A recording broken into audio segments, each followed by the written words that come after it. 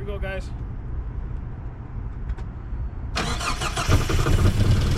All right.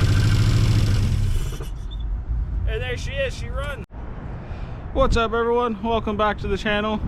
I am Too Many Toys Jake, and today we're going to be playing with one of my toys.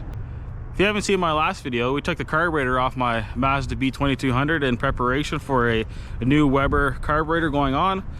I showed you guys what you need to do, a couple extra steps to put the Weber carburetor on.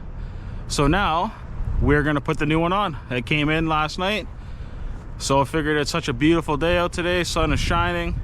I mean, it's only -6, but figured we'd give it a shot, so let's do it. So now, before I just go and throw this carburetor on, I figured I'd show you what comes with the kit. This is a new 2-barrel carb kit for these. It comes with the carburetor, it comes with the air filter, and then it comes with an adapter plate to go on the old one because the intake is a little bit different on these vehicles. So let's just get into it. So the first box pull out, we have our air filter.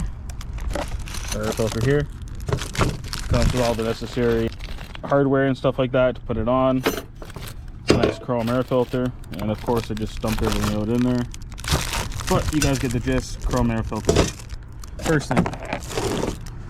Second thing in the box we have is our adapter kit. So this is what's so special about these kits. This is the adapter plate that adapts the Weber carburetor to the factory intake on the Mazda b2200. We have this plate here. This plate here that goes on first, but a little side note that with these plates is that you actually have to trim this piece off here in order to fit the EGR tube that comes in here. I'll show you a little bit after. It's easier to see on the truck, but you're gonna have to actually cut or grind this piece down here because it's a little bit, it comes out a little bit here. It happens with all of these. All the manufacturers do it. Don't know why, but it's just something you guys have to do. So that's that. This piece here will go on top. I'll show you a little bit after.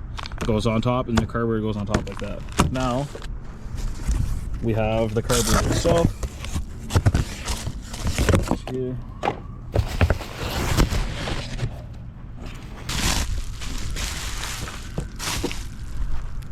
So here we have, guys, the new Weber carb we got going on the truck.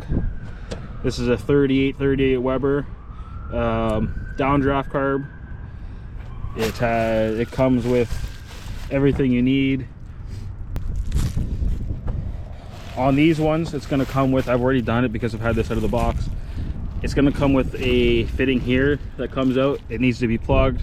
It's not used for anything. And then you're going to have your vacuum advance for your distributor down here. So you're going to have to plug that in. So yeah, that's basically what the kit comes with. Now I went with a cheaper kit that came from China. The only thing that I'm missing in this kit is a throttle linkage bracket. That's on the way still. I didn't know I needed it with this kit, but I'll throw a link in the description on the part number for that kit that you'll need for it. It's just a little bracket, and we'll throw it on after, but it just goes on the side here. Unfortunately, this kit didn't come with it, but it comes with everything else you need. That throttle linkage bracket is about 50 bucks if you need to get it. If you buy the Redline kit, it comes with everything. It's a little more expensive though, but it does come with the throttle linkage. So in the end, if I knew that this kit didn't come with it, I probably would have went with the other kit. So it's just something to think about. All right, guys, so here we're back underneath the truck. Now I already took out the 4 studs that are in the stock intake. If you don't know how to do that, I advise you to watch the first video where it shows you what to do, or I tell you what to do. So now all I got to do is take the gasket off. The rubber gasket's still on here, so I'm going to clean that all up and get that ready for the new base plate for the adapter that comes with these.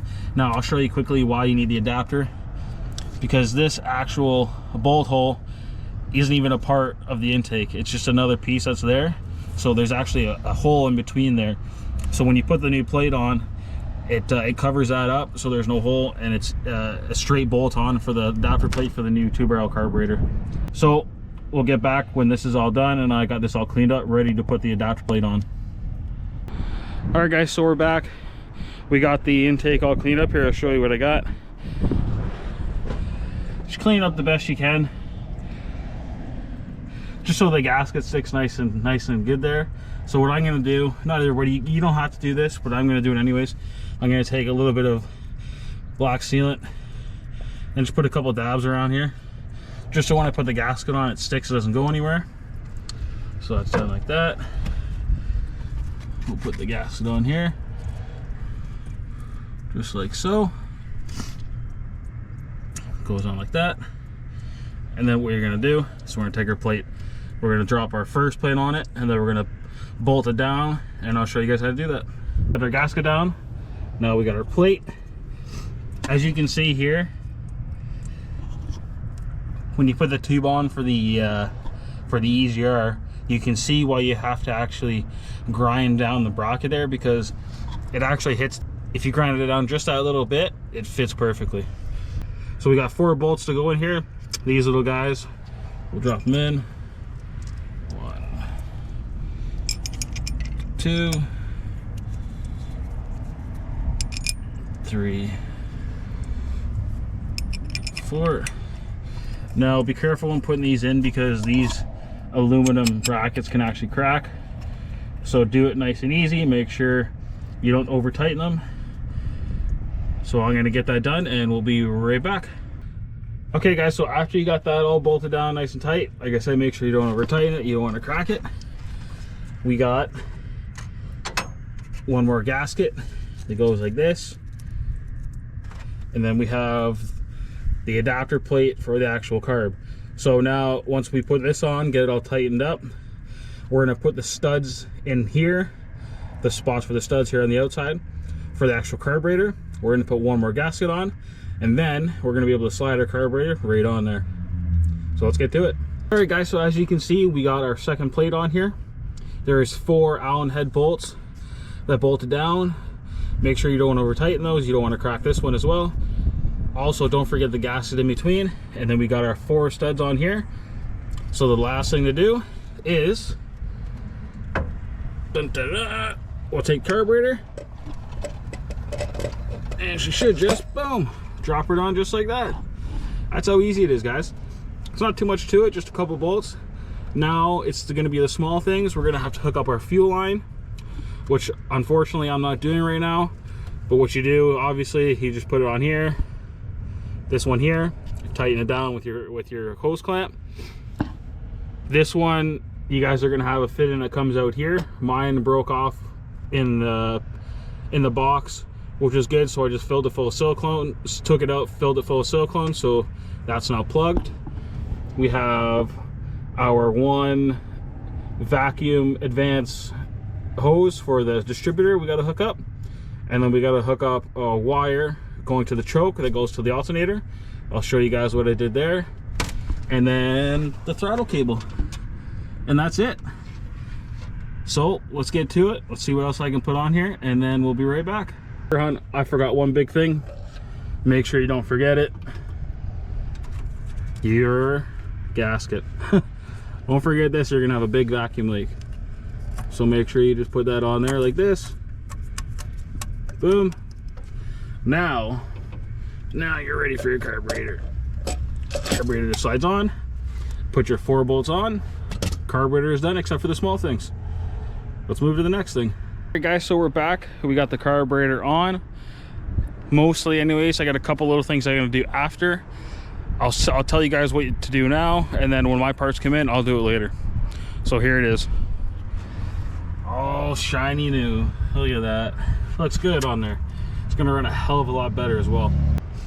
So basically what I did after the last time I seen you guys, I bolted the carburetor on. There's 4 bolts around there. The back one is kind of a bitch. If you make sure all the other bolts are loose, lift up the carburetor a little bit, you can get that last bolt on there. Got that all tightened down. I got our vacuum advance line hooked up to the distributor there. That's all done. I got the yellow wire that goes from the choke down to the distributor all figured out. So the last thing that I got to do is I got to put on my fuel line here, and then I got to wait for the throttle linkage kit to come in so I can put that on. And it's super simple. The only thing I'm gonna have to do is I'm gonna take off those 2 bolts in the back there, and then it's just gonna plop right on, put those two bolts back on there, and then my throttle cable should hook right up, and that's it. And then hopefully we can get this truck running on its own.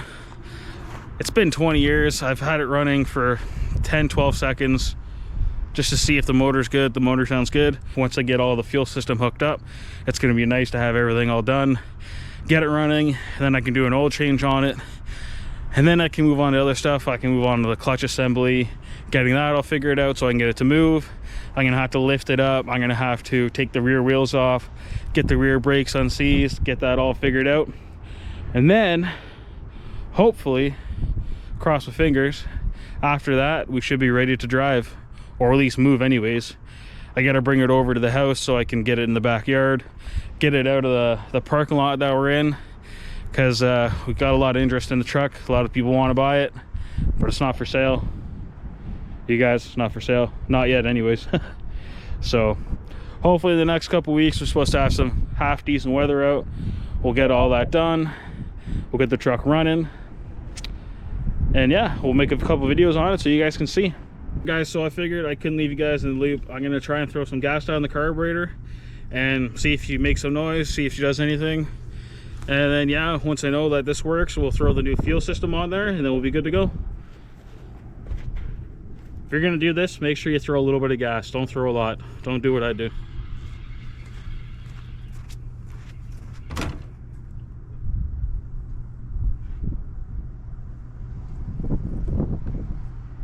Yeah, that's way too much. Now we don't have our throttle hooked up, so who knows if it's gonna do anything, but we're gonna give it a shot.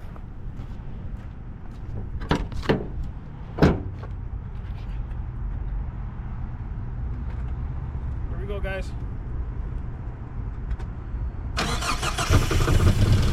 All right,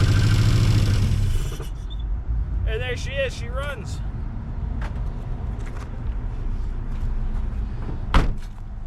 Woo! She runs, guys. She runs.